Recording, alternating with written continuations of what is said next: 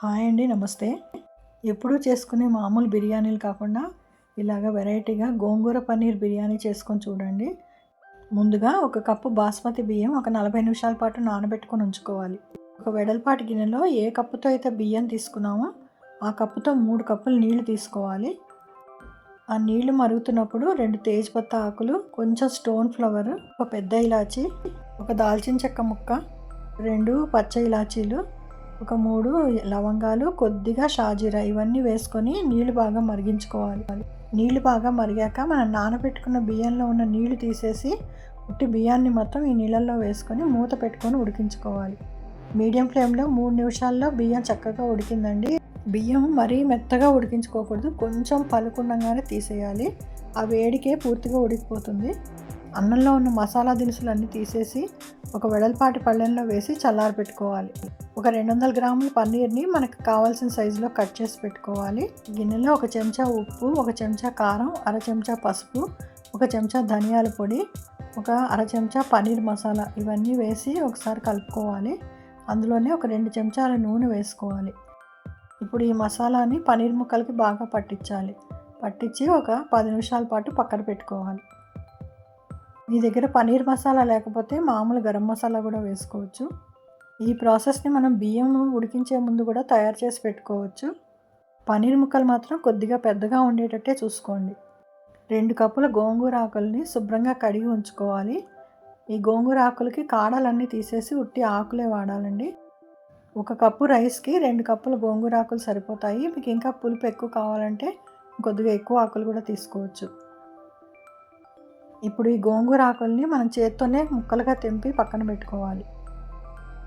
ఒక వెడల్పాటి మూకుడు కానీ గిన్నె కానీ పెట్టుకొని 4 టేబుల్ స్పూన్ల నూనె వేసుకొని వేడి చేసుకోవాలి.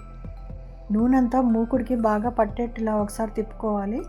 తర్వాత ఇందులోనే ఒక తేజ్పత్తా ఆకు, చిన్న దాల్చిన చెక్క ముక్క, ఒక 2 లవంగాలు, ఒక 4 పచ్చిమిరపకాయలు ముక్కలుగా చేసుకొని వేయించుకోవాలి. ఇందులోనే ఒక మీడియం సైజ్ ఉల్లిపాయ సన్నగా కట్ చేసుకొని వేయించుకోవాలి. ఉల్లిపాయలు 1 నిమిషం వేగాక ఇందులో 1.5 చెంచాల అల్లం వెల్లుల్లి పేస్ట్ వేసుకొని వేయించుకోవాలి. సన్నటి సెగ మీద ఉల్లిపాయలు కొద్దిగా రంగు మారేదాకా వేయించుకోవాలి. ఇప్పుడు పన్నీర్ ముక్కలు కూడా వేసుకొని వేయించుకోవాలి. పన్నీర్ వేసాక కొద్దిగా జాగ్రత్తగా వేయించుకోవాలండి, లేకపోతే పన్నీర్ అంతా ముక్కలుగా అయిపోతాయి. పన్నీర్లోని పచ్చిదనం అంతా పోయేదాకా కొద్దిగా వేయించుకోవాలి. అలాగని పన్నీర్ ఎక్కువగా వేయించినా కూడా రబ్బర్ ముక్కల్లాగా అయిపోతాయి. పన్నీర్ మెత్తగానే ఉండాలండి, కాకపోతే కొద్దిగా వేగి ఉండాలి. ఇప్పుడు గోంగూర ఆకును కూడా వేసి పన్నీర్తో పాటు వేయించుకోవాలి. ఈ గోంగూర ఆకు ఒక 2 నిమిషాల్లోనే రంగు మారిపోతుందండి. రంగు మారిపోయేదాకా వేయించుకోవాలి.